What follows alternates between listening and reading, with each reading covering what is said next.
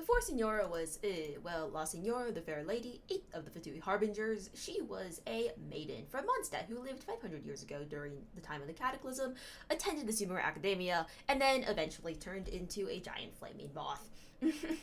So, to start off, her original name was Rosalyne-Kruzchka Lohefalter, assuming I'm not mingling the pronunciation, which, to be quite honest, anybody who's ever played the boss fight against Signora should know right now, since it does display on the screen underneath her boss title. In any case, during the time of the Cataclysm 500 years ago, she went off to the Sumeru Academia in order to study. Notably, she was a witch, and she produced the technique of liquid fire, which will become relevant in about a minute here. So, at that time, 500 years ago, she was essentially the lover of Rostam, who was a member of the Knights of Favonius. However, inconveniently, when Rostam died in battle, Signora was still away at the Sumeru Academia. And when she got back, she was like, oh, shoot, he's dead. In any case, in her brilliant wisdom, she decided it would be a great idea to murder a ton of monsters in order to get revenge. And look, I'm not saying that it wasn't necessarily, deserved revenge, but I don't know that this was the best way to go about it. But in any case, my personal opinions aren't necessarily relevant to the lore here. So, she's not Signora yet. Rosalyne decides she's going to turn herself into liquid flame, at least according to the Crimson Witch of Flames artifact set. This doesn't appear to be the use of a Pyro vision, since it does sound distinctly different, and appears to be a lost alchemical technique, or at least that's the primary theory at the moment. So she transforms herself into the Crimson Witch of Flames, and her blood is liquid fire, and, overall she's just kind of fiery, and everything is totally fine. It's totally fine. It's not. She's actually dying because being liquid fire is killing her slowly but surely.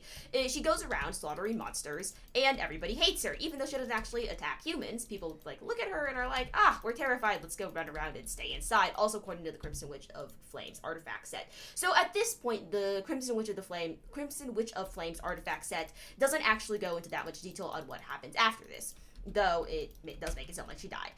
In fact, what does happen to her is revealed by the Pale Flame artifact set, specifically Stainless Bloom, the flower of the set, since the entire artifact set is actually about several of the Harbingers, and Stainless Bloom is specifically about Signora. So she's approached towards the end of her life by the first Harbinger, Pierro, the Jester, and he tells her that, hey, we'll extend your life, you just gotta come work for us, and, we also hate the Abyss, we hate the gods, etc., you should totally come work for us, it'll be awesome. According to one of Signora's boss artifacts, the boss drops the talent materials, I don't remember which one, my apologies. She was also shown some sort of, quote, delusion, unquote, and a pure stainless world, which does line up with what we know from Polar Star about the Harbinger's ideals and what they are trying to do. In terms of this, she does agree, and she's granted a Cryo Delusion that seals away her powers. More importantly, it keeps her alive. But also pretty importantly, it gives her amnesia, because come on, who doesn't want an amnesia plot? So, this is probably a good time to address a common misconception about Signora, actually, which has to do with the scene with Venti, where she beats him up and is, super rude, and then he's rude back to her. And a lot of people think that this scene deals with the fact that, hey, Venti didn't stop Rostam from dying 500 years ago because he showed up a little bit too late for that. In fact, Signora had amnesia at the time, which is supported by several of her boss drops, in addition to her boss description in the archives, so that's not actually the case, tragically. So, she goes on to become La Signora, 8th of the Harbingers, and doesn't actually remember any of her past as the Crimson Witch, or as Rosalyne-Kruzchka Lohefalter, Rostam's lover, etc. All of that is gone from her memory. So, she goes on to become probably not the nicest person you could think of, considering that child talks about how she, randomly murders Fatui recruits and stuff. And overall is not necessarily the person she was prior to getting amnesia.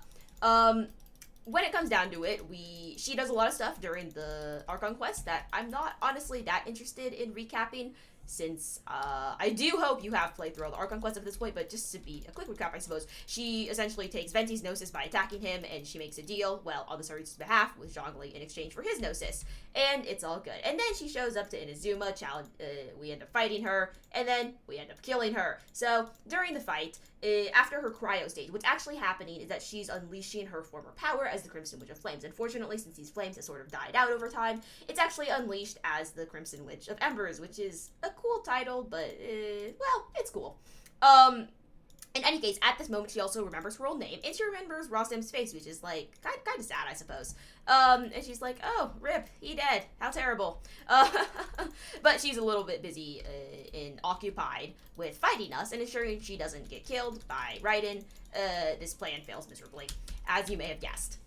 So, what's also worth noting here is that at this point in time, she is dying, because being liquid fire, or however you want to describe it, is actively killing her, which is why she needed the delusion in the first place in order to prevent it from killing her. Interestingly, this does indicate that delusions can be used for several other things beyond just granting elemental powers, and it's also a pretty unique display since, like, nobody else's delusion kept them alive, and /or gave them, like, amnesia, because nobody else needed amnesia, I suppose.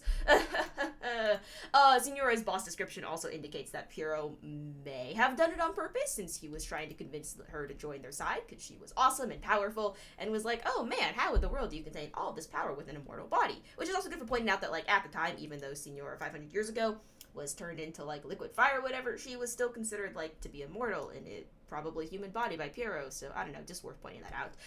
Anyway, she dies. She turns from the Crimson Witch of Flame into the Crimson Witch of Embers into the Crimson Witch of Ashes. So she's dead now. We have her mask, because I guess we kept it as some sort of, like, creepy memento. It's a lovely funerary mask.